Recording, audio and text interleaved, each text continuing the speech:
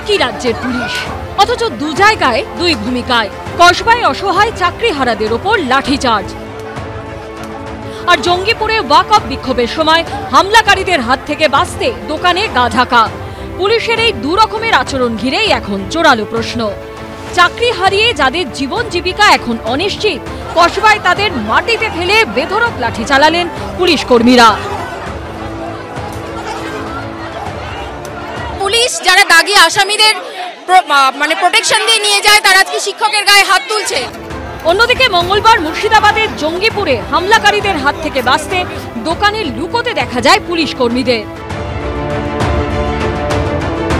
Police বলছে কাকা বাঁচান, খুলিয়েন না, খবরদার খুললেন না, মরে এই যে যা ক্ষতি হয় সব আপনার ব্যবস্থা করে দেবো। বাইরে যখন পুড়ছে খোদ এসডিপিওর গাড়ি, তখন দোকানে লুকিয়ে উর্দিধারী। ছাদে গিয়ে আমাদের পা হাত পা ধরছে পুলিশ, বাঁচান দাদা বাঁচান। 2 ঘন্টা মতো ছিল। কিন্তু একই পুলিশের দু জায়গায় ভিন্ন আচরণ কেন, প্রশ্ন তুলছে বিরোধীরা। তারা হিংসা করেননি, টায়ার জ্বালাননি, কিচ্ছু করেননি, কোনো রাষ্ট্রীয় সম্পত্তির ক্ষতি করার চেষ্টা করেননি, ভাঙচুর করেননি। তারপরেও যেভাবে আক্রমণ হয়েছে তাদের উপর, এটা অত্যন্ত লজ্জার।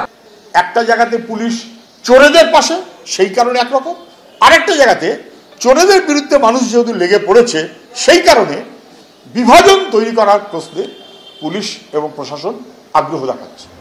জঙ্গিপুরে যারা পুলিশের গাড়ি পোড়ালো, পাথর ছুড়ল, তাদের থেকে বাঁচতে দোকানে আশ্রয়, এই কি যথার্থ পুলিশের ভূমিকা?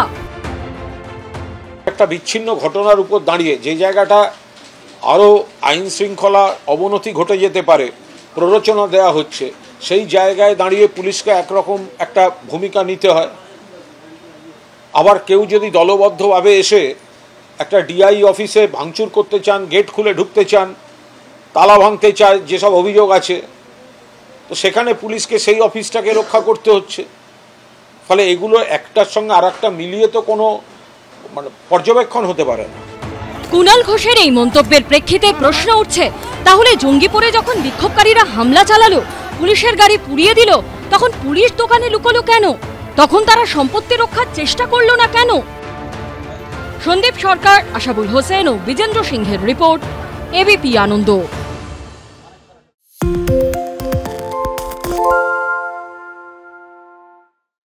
সত্য অন্তহীন, সত্যের খোঁজও তাই, সত্য সন্ধানে তাই আমরা অক্লান্ত, অকুতভয়। এবিপি আনন্দ নতুন ভাবনার প্রতীক, যা মনে মুক্ত, তথ্যে যুক্ত এবং যাবতীয় সীমানার বাঁধন থেকে মুক্ত। সীমা না শব্দটির মধ্যে লুকিয়ে আছে মানা শব্দটি, যেন চোখ রাঙানি এক অদৃশ্য বেড়াজাল, যা আটকে রাখে আমাদের এক ছোট্ট গণ্ডির মধ্যে। একমাত্র সঠিক খবরই গড়ে তুলবে এক মুক্ত সমাজ। সেই জগৎ গড়ার লক্ষ্যে কোনো সীমানার ঠুকুটি আমরা মানব না। এবিপি আনন্দ এগিয়ে থাকে, এগিয়ে রাখে।